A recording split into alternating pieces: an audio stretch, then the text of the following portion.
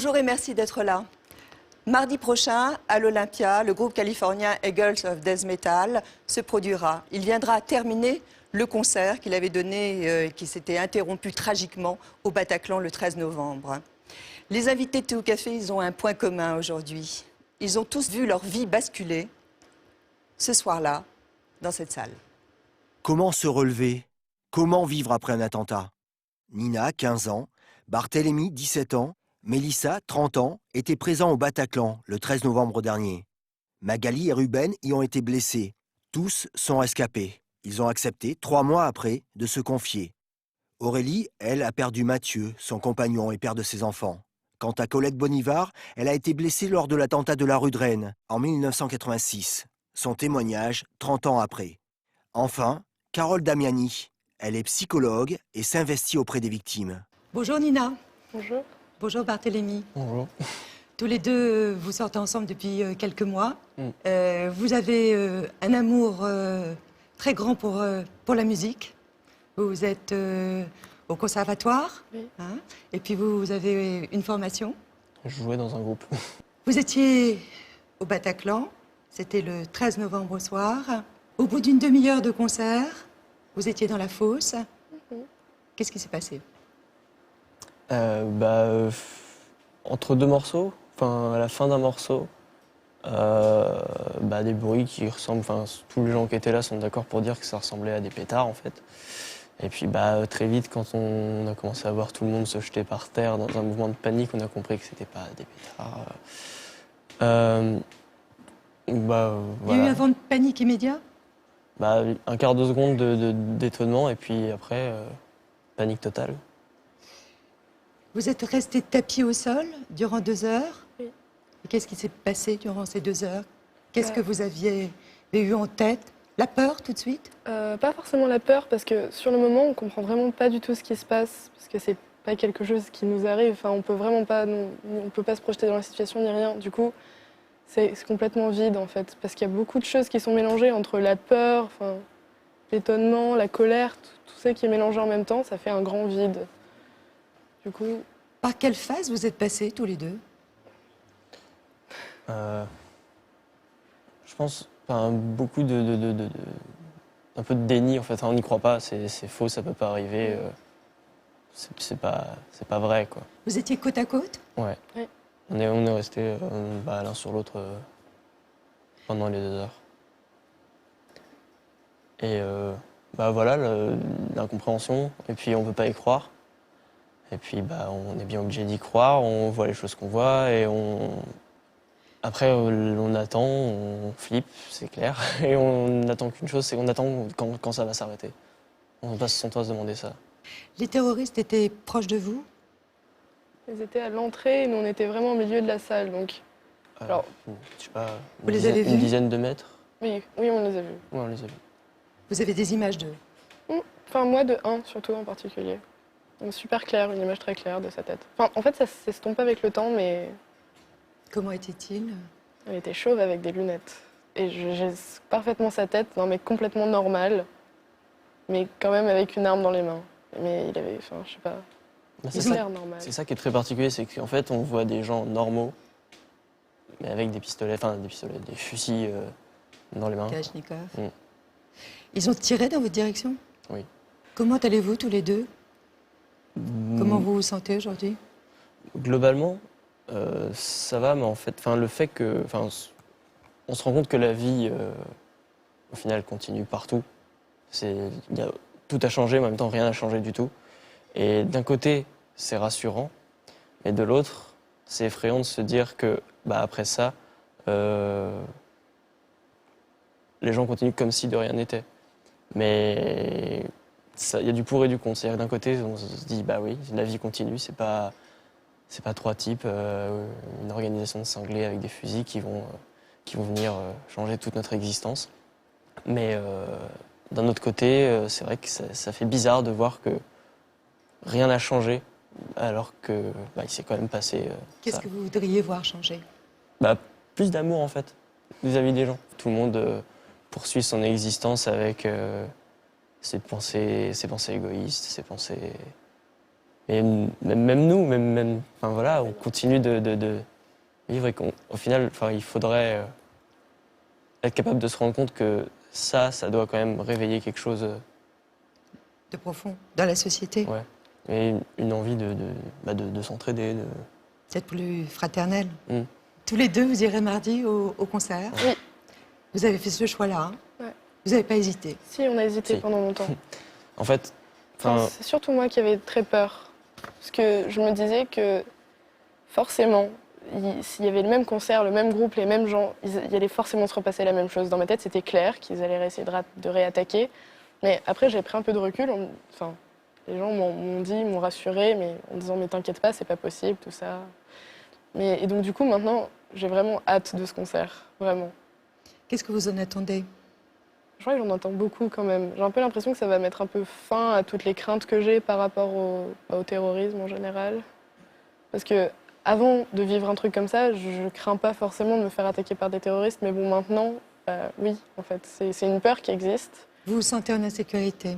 il n'y a pas tant de plus d'insécurité. Le truc, c'est qu'il va y avoir, à des moments précis, certaines choses précises qui vont faire remonter les souvenirs. Et là, ça va... Genre, par exemple, quand il y a des sirènes de police ou ce genre de choses, ça a tendance C'est à... anxiogène. Voilà. Comment Non, mais vous voyez votre futur? Aucune idée. Aucune idée. Tout est possible. Tout est possible.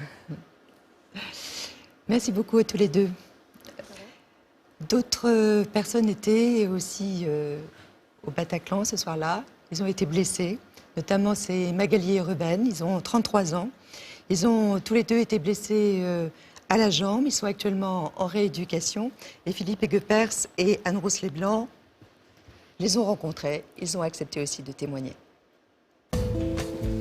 Là, on revient du centre de rééducation où on est en hôpital de jour depuis une semaine. Et c'est là où on a passé 2 mois, après 10 jours d'hospitalisation où on était séparés. Voilà, on s'est vraiment retrouvés séparés par les balles, il n'y a pas d'autre mot pour le dire en fait. J'ai pris une balle qui a fait pouf le fémur et pouf le téléphone portable. Donc, juste pour vous montrer un petit peu. Donc je dis merci à mon téléphone qui a permis de freiner un petit peu la balle. Et Magali, c'est le nerf sciatique qui a été brûlé. On est endommagé, mais on est complètement réparable et dans quelques temps, ça se verra plus. Ça pourrait être bien pire. On n'a pas été amputés, on a encore toute notre intégrité physique, donc déjà de pouvoir compter là-dessus, c'était inespéré. Voilà, on a des images en tête qui sont des scènes de guerre et on pensait juste pas sortir de là. Et encore, nous, on a eu cette chance aussi de ne pas être restés ces fameuses 2 heures dans la salle, donc on est sortis très très vite du Bataclan. Donc voilà, ça aussi, ça a été notre autre chance de ce vendredi 13. Qu'est-ce qui est le plus dur à soigner? Les blessures physiques ou les blessures psychologiques? Non, là, c'est la psychologie, C'est la psychologie, clairement. ouais. Ah ouais. On y pense très souvent, plusieurs fois par jour. Ça revient, c'est dans la tête. Et on sait que ça partira pas, donc va falloir faire avec. Ça va s'estomper avec le temps, quoi. Mais c'est ça qui est le plus pénible. Qu'est-ce que vous redoutez le plus là aujourd'hui? Bah, à votre avis? C'est que quelqu'un débarque et nous tire dessus. C'est con, Mais c'est ça. c'est comme ça, quoi. Ouais, je suis d'accord. Est-ce que ça a changé votre rapport à la mort? Moi, j'avais déjà peur de mourir, et bah, j'ai un peu plus peur de mourir. Moi, j'en sais rien du tout. Je sais pas. Je pensais pas la toucher de si près, si jeune. Voilà. Vous y avez pensé? Forcément, à un moment. Oui, bien sûr. Bien sûr. Je sais pas comment les gens qui retournent à des concerts le vivent, mais moi, personnellement, je sais que le concert d'après sera une torture. Il faudra qu'il se termine pour que j'arrête d'avoir peur. Est-ce que vous irez à l'Olympia? Non. Non. Non. Pas du tout. C'est trop tôt, c'est trop proche, non. Non, et puis c'est trop... cette sensation de revivre la même chose, moi, non. On préfère l'écouter chez nous. Allez, petit café. Est-ce que vous pensez que cette épreuve peut vous unir pour la vie? Ah ben c'est sûr, c'est notre histoire. Du coup, faites le 13 novembre, il fait partie de notre histoire, quoi. Et on se reconstruit sur cette histoire-là. Tu veux qu'on échange? Vas-y, on échange. Ça nous a rapprochés. Ouais, ça nous a rapprochés, ouais. Ouais. Clairement. Moi, en sortant du Bataclan, j'étais à fond, on se marie, on fait des bébés, alors que je suis anti-mariage. Donc, bon là, on a recalmé le truc, hein, mais... On sait ce que vaut la vie là pour le coup. On pensait pas avoir le droit en fait de sortir de là vivant, donc ouais non, on connaît notre chance là d'être en vie et on l'oubliera pas, j'espère. Merci Magali, merci aussi Ruben. Tous les deux donc n'iront pas au concert. Vous, Mélissa, vous irez au concert. On va en parler tout à l'heure. Vous avez 30 ans, vous êtes journaliste. Vous êtes allée au concert, vous étiez toute seule. Oui, j'étais toute seule. J'adore les concerts, j'y vais très souvent. Je suis extrêmement fan de ce groupe que j'adore. Donc voilà, quitte à pas trouver d'amis disponibles ce soir-là, j'y suis allée quand même. Vous étiez située où, vous, dans la salle? Moi, je me trouvais au balcon sur le côté gauche. Donc je ne voyais pas à l'entrée non plus. Donc en fait, au début, c'est au moment où j'ai entendu des cris et que j'ai commencé à avoir un mouvement de foule que je me suis rendu compte que ce n'était pas des pétards et qu'il y avait un problème. Vous êtes réfugiée où? Alors moi, je me suis réfugiée à l'arrière du Bataclan. Il y a le côté loge. Et je me suis réfugiée dans un local électrique, en fait. Après un mouvement de panique, j'ai vu quelqu'un, en fait, dans cette salle qui essayait de pousser une trappe qui menait au plafond. Donc je me suis un peu jetée dans cette pièce en me disant qu'on pourrait peut-être sortir par là, ce qui malheureusement n'a pas pu être le cas. Vous étiez combien dans cette pièce? Je pense qu'on était à peu près une quinzaine. Je ne voyais pas bien les gens à cause de la disposition des éléments dans cette pièce. Mais je dirais qu'on était à peu près une quinzaine. Vous êtes resté donc enfermé durant 2 heures. Qu'est-ce que vous avez entendu, puisque vous ne voyiez rien? Ouais. Ah non, j'ai jamais vu les terroristes. Par contre, on les a entendus. En fait, d'abord, pendant un moment qui a semblé très long, j'ai entendu beaucoup de tirs de rafales, puis un peu moins fort, un peu moins souvent, mais quand même qui ont continué longtemps. Et après, au bout d'un moment, les terroristes se sont retranchés, en fait, parce que d'après ce que j'ai compris, un policier a réussi à rentrer. Ils se sont retranchés à, je pense, quelques mètres de la pièce où on était cachés, parce qu'on pouvait les entendre assez distinctement. Et comment vous avez sécurisé, en fait, votre local, l'endroit où vous étiez? Il n'était pas du tout sécurisé. Il y a seulement un garçon, en fait, qui a pris sur lui d'essayer de le sécuriser. C'est une porte qui s'ouvrait de l'extérieur, donc lui, il a tenu cette poignée tout le temps. De manière permanente? Tout le temps, il n'a jamais lâché, il a été très, très fort. Le fait de ne pas voir, est-ce que ça amplifie la peur? C'est sûr que c'est dur de ne pas se rendre compte de ce qui est en train de se passer et d'entendre ces terroristes. On les entendait menacer les otages, on les entendait menacer de se faire exploser. Ouais, dans ces moments-là, ça fait très, très peur. Qui vous a libéré? On a été libérés par les policiers de la BRI après leur assaut, en fait. On était encore dans la pièce pendant l'assaut, tout a explosé, on a entendu des hurlements, c'était très impressionnant et très terrifiant. Et au bout d'un moment, la personne qui était près de la porte l'a entrouverte et on a vu les lasers rouges des fusils. Voilà, on a hurlé qu'on était otages et ils nous ont fait sortir un par un. Depuis, comment vous allez? D'un côté, je ne me sens pas trop le droit de me plaindre parce que je ne suis pas blessée et c'est déjà énorme. Vous avez repris votre travail? Mais ce n'est pas facile. Je l'ai repris par intermittence. Je prends quand même des semaines d'arrêt de temps en temps parce que j'ai du mal. Par exemple, j'ai du mal à me concentrer. C'est dur un peu plus dur de se souvenir des choses qu'avant, de maintenir l'attention. Vous vous sentez coupable d'être en vie? Un peu, ouais. Enfin, c'est étrange comme sentiment. Mais oui, par rapport à... Enfin, en fait, comment comprendre qu'il y ait certaines personnes qui soient mortes et pas soi-même? C'est une question que je me pose, que je me suis beaucoup posée, surtout en sortant, et auquel je n'aurai jamais de réponse, et c'est un peu difficile. Vous dites avoir besoin, en fait, d'avoir aussi des gens autour de vous pour pouvoir en parler, parce que vous ressentez un sentiment d'isolement. Comment est-ce possible? C'est une expérience qui est très aliénante, en fait. On a des expériences difficiles dans la vie qui peuvent être le deuil, les ruptures. Et ça, c'est des expériences que tout le monde connaît dans sa vie. Celle-là, c'est une expérience extrêmement, extrêmement rare, en fait. Moi, je connais personne d'autre qui ait vécu une expérience comme celle-là. Donc, c'est en ça que c'est aliénant. Les gens ne peuvent pas comprendre ce qu'on ressent ou des fois pourquoi on réagit de telle ou telle manière. Vous avez besoin de rencontrer d'autres rescapés. Oui, ouais. J'ai eu la chance de le faire, en tout cas en plus, assez vite, grâce à une association qui a été créée et une page Facebook qui était sur Internet. Oui, très vite. Et grâce à cette page, en fait, voilà, et maintenant il y a plus de 500 membres, je crois. On organise régulièrement ce qu'on peut appeler des apérothérapies ou des rencontres, d'entretenir le mémorial, de faire une après-midi d'art-thérapie ou ce genre de choses pour se retrouver. Vous êtes journaliste, quel intérêt aujourd'hui vous portez à l'actualité ? Oui, c'est dur. C'est dur, honnêtement.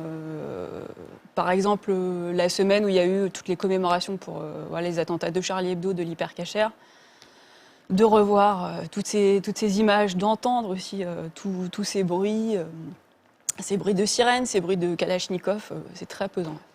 Qu'est-ce que ce drame a changé fondamentalement dans votre existence ?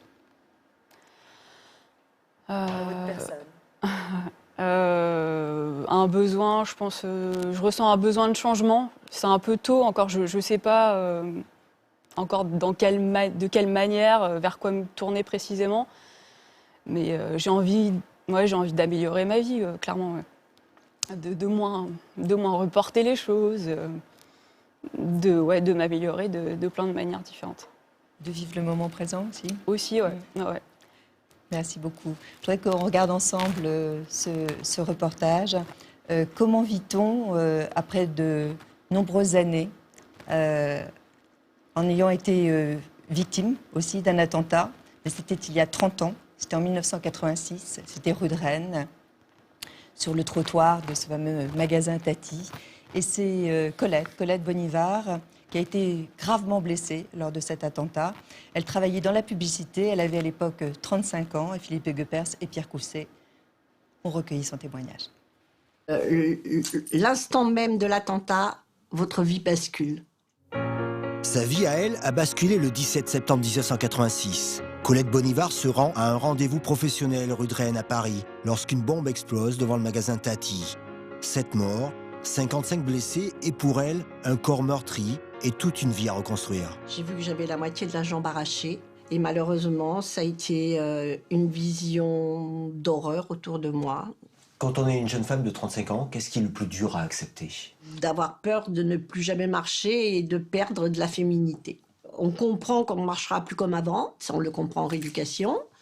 Quant à la féminité, je me suis rendu compte que c'est un problème qui se posait plus à moi qu'aux hommes que j'ai pu avoir la chance de rencontrer après. Dans cet attentat, j'ai perdu la moitié d'une jambe.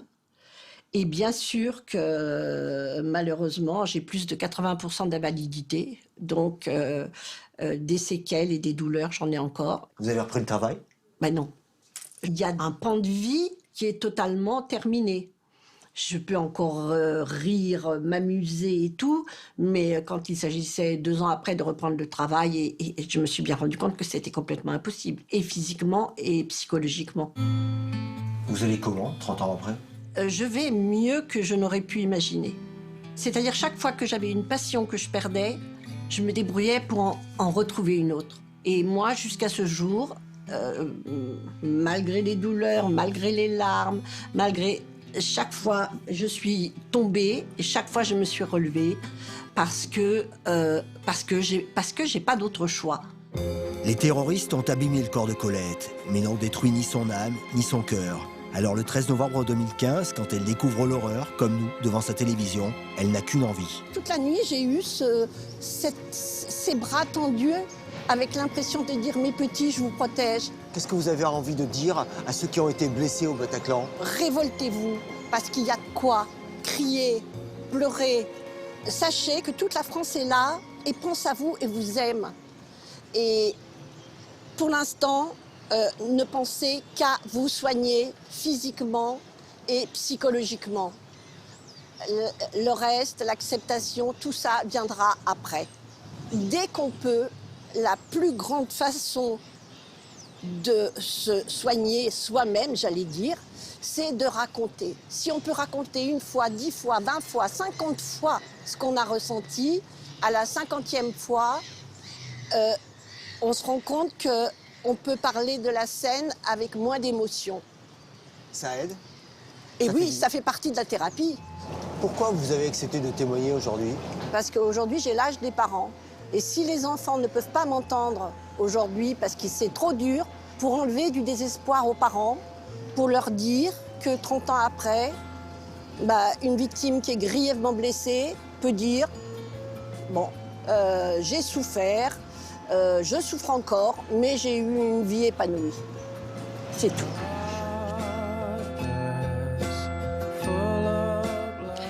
« 30 ans plus tard, Colette dit qu'elle a beaucoup souffert, mais qu'on peut avoir une vie épanouie. Peut-être que la meilleure façon aussi de se soigner, c'est aussi de parler, de verbaliser. Bonjour Aurélie. Bonjour. Est-ce que vous en êtes d'accord? Je pense que ça se passe par étapes. Il y a un moment de solitude qui est nécessaire, d'abord, pour intégrer l'atrocité, pour commencer à vivre son deuil. Et l'étape d'après, effectivement, c'est de s'ouvrir aux autres, évidemment. Vous avez 34 ans, vous êtes la mère d'un petit garçon qui a 3 ans, qui s'appelle Gary. Vous êtes enceinte de 8 mois, d'une petite fille. Et le 13 novembre, votre compagnon, Mathieu, est décédé au Bataclan. Qui était Mathieu? Mathieu, c'était déjà un homme extraordinaire, un mari très aimant, un père incroyable, quelqu'un d'extrêmement prévenant, de très gentil, de très cultivé, de très ouvert aux autres. Et c'était un géographe urbain qui aimait la ville, qui aimait les quartiers dans lesquels il s'y passe des choses, telles que des concerts comme ce soir-là. Et c'est la raison pour laquelle il s'y est rendu seul, parce qu'il aimait la musique, entre autres. Il aimait tous les arts, et la musique en particulier. Comment vous avez été avertie, vous, qu'il se passait quelque chose de très grave au Bataclan? En fait, c'est une de mes amies qui m'a appelée. J'étais dans mon lit, il était 22h, je m'attendais pas à un coup de fil. Elle m'a appelée et elle m'a dit, voilà, Aurélie, Paris est en feu, allume ta télé. Voilà. Elle ne savait pas que Mathieu était au Bataclan, donc je lui ai dit, mais quoi? Et je lui ai dit, Mathieu est au Bataclan, elle m'a dit, alors allume vraiment la télé, on raccroche. Vous êtes restée dans l'attente pendant 24 heures? Oui, alors avec des coups d'éclat, parce que voilà, très vous a honnêtement, donné espoir. Moi j'ai tout de suite pensé que quand j'ai vu qu'il y avait quelque chose qui se passait au Bataclan, connaissant Mathieu, connaissant là où il se situait, connaissant sa capacité à agir vite, je me suis dit que ça allait être vraiment compliqué. Et donc il y a eu un moment où j'ai attendu qu'il appelle, à 2h du matin, je me suis allongée sur mon canapé. Ma sœur était là, elle me tenait la main. Et j'ai commencé à dire, il faut que je trouve le moyen d'annoncer à notre fils que son père est mort. Et je tournais en boucle cette pensée-là en me disant, qu'est-ce que je vais lui dire? Et à 5h du matin, j'ai reçu un appel venant de je ne sais pas qui, me disant que Mathieu était en vie et qu'il n'avait pas une égratignure. Voilà. Et vous ne savez toujours pas qui est cette personne? Non, je pense que... Bon, c'est la police, je pense, mais je sais pas, non. Je sais pas qui a appelé. Donc voilà, donc après on a attendu.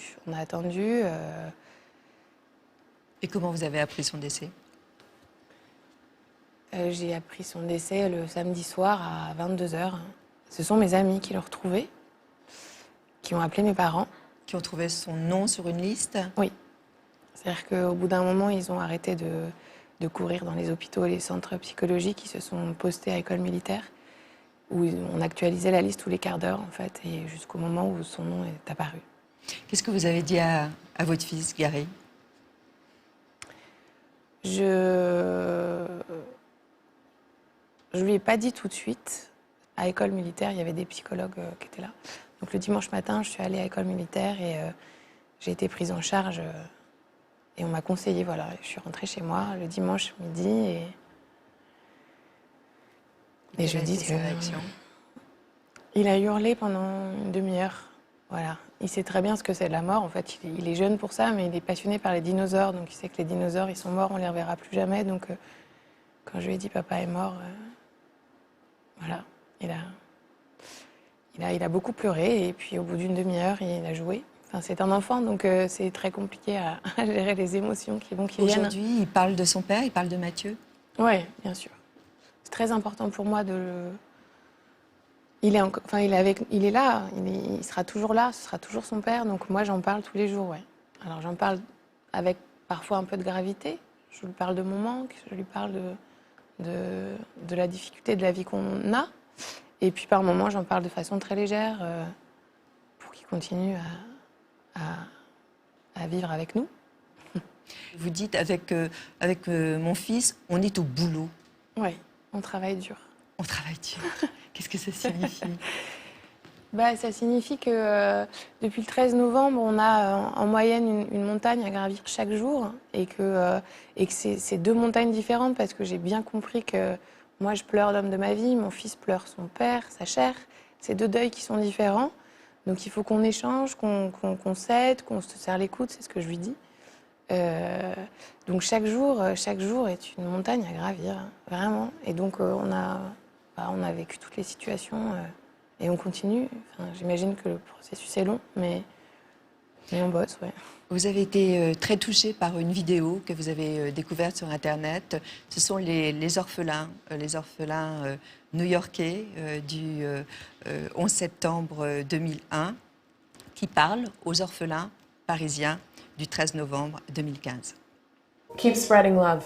You don't need to shy away from living your lives. You should never be afraid of any terrorist because I'm telling you that the terrorists are more afraid than you are.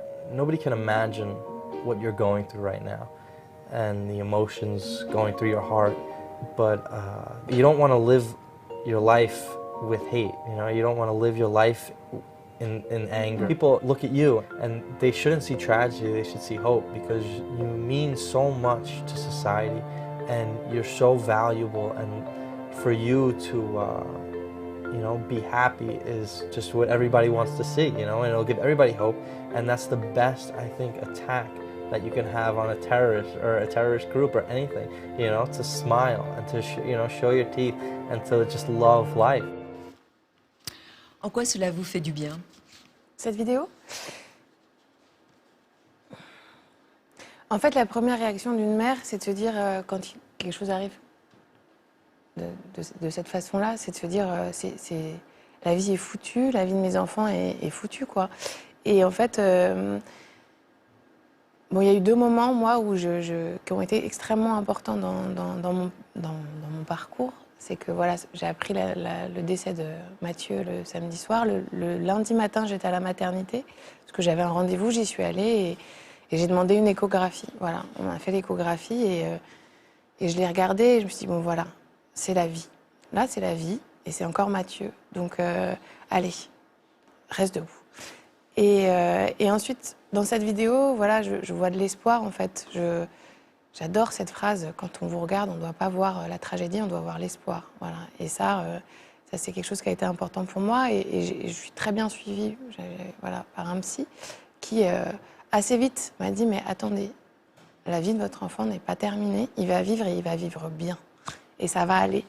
Et voilà. Et donc, à partir de là, ces 2 moments-là, je me suis dit, OK, donc maintenant, on y va. Et voilà. Vous êtes rendu aussi à l'hommage, à la commémoration donc aux Invalides avec votre fils. Oui. C'était important, ça, d'être présent? Oui, on m'a dit que c'était important que je voie que j'étais pas seule. Et que mon fils voit qu'il n'était pas seul. Et que ce qui est arrivé à son papa est arrivé à d'autres papas, à d'autres mamans, et que on partageait ça ensemble. Est-ce que vous considérez que Mathieu est une victime de guerre? Je crois que Mathieu a été assassiné par des terroristes, oui. Et que... oui, effectivement. Vous ressentez de la colère? De la haine? J'ai pas de colère. J'ai pas de colère. C'est assez étrange d'ailleurs parce que je n'ai pas eu de colère, je n'en ai pas encore, ça viendra peut-être. Il se trouve que voilà, je n'arrive pas à considérer les gens qui ont fait ça comme des êtres humains. Donc je ne peux pas me mettre en colère contre des animaux. Voilà. voilà, j'ai vu quand même sur les réseaux sociaux, j'ai vu des visages, je les ai regardés, je me suis dit, alors dans ces trois-là, il y en a un qui a quand même envoyé une balle fatale dans la tête de l'homme de ma vie, et je n'arrive pas à les considérer. Voilà. En revanche, je commence à m'interroger beaucoup sur le sens de tout ça, de me dire comment on a fait pour en arriver là, comment on a fait politiquement pour en arriver là, et puis individuellement et collectivement, qu'est-ce qui fait qu'à 10 km de chez nous, on arrive à faire grandir des gens dans les écoles de la République qui sont des gens capables de venir tuer les gens qu'on aime dans une salle de concert. Voilà, ça m'interroge. Est-ce que vous êtes soulagé que ces terroristes soient morts? Ou est-ce que vous auriez préféré qu'ils soient jugés? J'ai pas d'avis. Je prends les faits comme ils sont.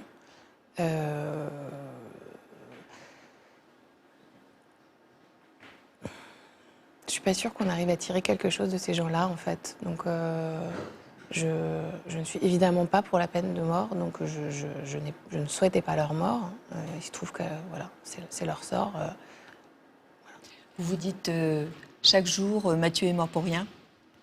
Alors, ça, c'est quelque chose à laquelle je suis en train d'accéder. C'est-à-dire que j'ai d'abord été vraiment accaparée par mon deuil et dans l'accompagnement de mon fils et l'accompagnement de cette grossesse qui va arriver à terme. Et là, ça y est, j'élargis le champ et effectivement, j'accède à ça, à cette question-là. Non, il ne faut pas qu'il soit mort pour rien. Il ne faut pas qu'il soit mort pour rien.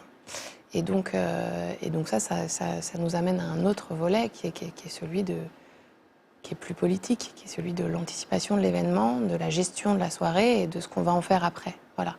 Et là-dessus, je ne suis pas sécurisée encore. La compassion que vous renvoient les autres, c'est un fardeau? Oui. Oui, vraiment. C'est une des choses les plus compliquées d'ailleurs. C'est le regard des autres. C'est à la fois c'est formidable de vivre son deuil avec toute la France, et à la fois c'est très difficile d'être regardé comme la veuve et l'orphelin dans la rue, quoi. Voilà. D'autant plus quand on a ma posture à moi qui est de dire, eh bien, très bien, ça nous est arrivé. Maintenant, on est debout. Et ça, c'est très important pour moi. On est debout, on continue et on y va vraiment, quoi. Et vraiment, j'essaye d'emmener mon fils dans quelque chose de très positif. Au contraire, de dire, bon, bah maintenant, on va plus rigoler, quoi. On y va, franchement. Et donc, quand on nous renvoie une empathie, une compassion, bon, voilà, c'est souvent à côté, en plus, parce que chacun projette sa propre histoire sur la nôtre et personne ne peut imaginer ce qu'on vit. Est-ce que l'accouchement dans un mois, c'est une épreuve supplémentaire pour vous? Je vous répondrai dans un mois. Non, cette petite fille, on l'a tellement voulu, on était tellement heureux qu'elle soit là. C'est une page blanche qui s'ouvre dans un livre qui aurait pu être écrit par Mathieu, c'est très beau. Je pense que c'est formidable pour son frère d'avoir quelqu'un à qui parler de son papa, que c'est formidable d'avoir quelqu'un qui n'aura pas le manque qu'on a nous, mais qui aura besoin d'en entendre parler. Donc on va tricoter quelque chose d'assez joli, je pense, tous les trois. Merci beaucoup, Aurélie. Merci. Vous embrassez Gary? Avec plaisir. Merci. Merci. Carole Damiani, bonjour. Bonjour. Vous êtes directrice donc, de Paris Aide aux victimes. Vous avez entendu ces témoignages. Est-ce qu'ils vous paraissent révélateurs d'une force de ceux qui sont rescapés aujourd'hui du Bataclan? Ça me semble évident que tous ces témoignages montrent que ces personnes ont de la force psychologique, mais ce n'est pas obligatoirement le cas de toutes les victimes. Elles n'ont pas toutes cette capacité à en parler avec ce recul, avec parfois même avec ce sourire. Quelle est la particularité en fait de ce suivi psychologique que vous apportez aux victimes des attentats? C'est que nous devons intervenir très très tôt. Vous avez entendu, beaucoup ont parlé des sensations qu'ils gardaient, des odeurs, les bruits, les images. Et c'est vrai que plus on intervient tôt et plus on peut les aider à les apaiser, à faire en sorte qu'ils les vivent avec moins d'émotions pour que ça s'apaise progressivement. Généralement, pour ceux en tout cas qui étaient au Bataclan, ce sont des souvenirs très forts parce que tout le monde n'a pas pu en revenir. Et c'est vrai que pour eux, c'est important de pouvoir en parler.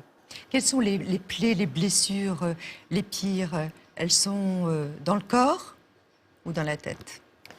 La plupart du temps, ils nous disent que le physique, on fait avec. Même Colette Bonivard, que vous avez vue, elle reste vivante. Elle reste vivante, elle utilise ses jambes comme elle peut, mais c'est le psychologique qui est le plus douloureux, parce qu'on sait moins le contrôler. Alors quand on a perdu une jambe, quand on a perdu un bras, on lutte, on sait comment il faut faire. Pour le psy, on est moins armé. Un concert à l'Olympia, 3 mois plus tard, après le Bataclan, vous pensez que c'est une bonne idée? Je ne sais pas pour Vous qui êtes est la bonne partagé. idée. Oui. Je pense que c'est tôt pour moi. Et c'est vrai que pour ceux qui m'en parlent, je leur dis de bien réfléchir pourquoi ils y vont. Et que surtout, ils ne se forcent pas, que s'ils sentent que c'est trop douloureux, qu'ils sortent. Qu'ils n'aient pas peur d'être confrontés. Ce n'est pas un échec. Et surtout, qu'ils n'en attendent pas une guérison miracle. La présence de psy est indispensable? Archi indispensable. Il peut y avoir des personnes qui iront très mal. Il peut y avoir aussi des mouvements de foule, peut-être, on ne sait pas. Des mouvements de panique. Il y en a un qui se lève, qui crie, qui hurle. On ne sait pas comment vont réagir les autres. C'est important qu'il y ait des cordons de sécurité. Est-ce que ce n'est pas aussi pour réparer les musiciens que ce concert a été organisé? Je pense qu'eux ont quelque chose à travailler avec leur culpabilité, sans aucun doute. Est-ce que vous pensez que les réseaux sociaux apportent le soutien, de l'aide attendue? Est-ce que c'est bénéfique d'aller sur les réseaux sociaux? C'est une arme à double tranchant. C'est-à-dire que d'une part, les victimes en général, et celles-là en particulier, ressentent un fort sentiment d'abandon. Mais elles ne disent pas ce mot, elles disent « on ne comprend pas, on ne nous entend pas ». Et c'est vrai qu'elles ont l'impression, à travers ces réseaux sociaux, d'être entendues par des personnes qui partagent la même chose. Et c'est important, effectivement, de partager, d'être dans un vécu commun, mais il faut pouvoir s'en dégager à un certain moment. Donc c'est utile dans un premier temps, mais attention, il ne faut pas que ça devienne l'unique famille, l'unique lien qu'il leur reste. D'autant qu'on peut craindre aussi la traçabilité, non, de ces messages, c'est-à-dire qu'il y a une suite ad vitam aeternam. C'est vrai que j'ai rencontré des victimes d'attentats précédents, notamment de Marrakech, qui avaient écrit sur leur blog « J'ai été victime de ». Et plus tard, lorsqu'ils ont cherché un emploi, l'employeur va sur Internet, il trouve cette phrase « J'ai été victime de », et il voit aussi tous les symptômes qui ont été vécus, comment ils l'ont vécu, qui se disent « C'est quelqu'un de fragile, peut-être que je vais prendre quelqu'un d'autre, ce sera plus sûr ». Donc effectivement, les jeunes ne mesurent pas toujours, même s'ils le savent intellectuellement, ils ne mesurent pas toujours la portée. Comment vous affrontez, Carole, ce flot de témoignages? Ça doit être extrêmement prégnant dans votre propre vie. Alors, il y a un terme que les anglo-saxons utilisent, qui est la fatigue compassionnelle. C'est-à-dire que parfois, lorsqu'il y a trop de souffrance, trop de personnes, on peut être envahi par soi-même, être un peu débordé, mais on prend des garde-fous parce qu'on a l'habitude, parce que c'est un travail qu'on fait depuis des années. Et donc, on s'est aménagé aussi avec les juristes, avec les psychologues de l'association, des plages où on s'autorise aussi à avoir des moments d'humour, des moments de recul, des moments d'arrêt, des moments de reprise, qui nous permettent aussi de pouvoir entendre, parce que ce que disent aussi les victimes, c'est qu'il y a des choses qu'on ne peut pas dire à ses proches. On ne veut pas les envahir, on ne veut pas tout dire, et que c'est important de le faire avec des professionnels, et nous on fonctionne un peu comme des éponges. Mais c'est important aussi de garder ces distances. Merci beaucoup. Merci Carole. Merci vraiment à tous ceux qui ont participé à cette émission. On leur souhaite beaucoup de force, beaucoup d'énergie pour la suite de leur vie. Cette émission, elle sera rediffusée cette nuit sur France 2. Vous pouvez la revoir aussi sur Internet, sur notre site Théo Café. Et puis je voulais remercier le peintre Olivier Young qui a exposé sur ce plateau de Théo Café. Merci à lui. On se retrouve demain pour une nouvelle émission. Nous serons en compagnie de la patronne des éditions Actes Sud et puis Sabine Azema, l'excellente comédienne qui est aussi amie de Françoise Lyssen, eh bien, sera là aussi pour ce thé au café à partir de 7h demain.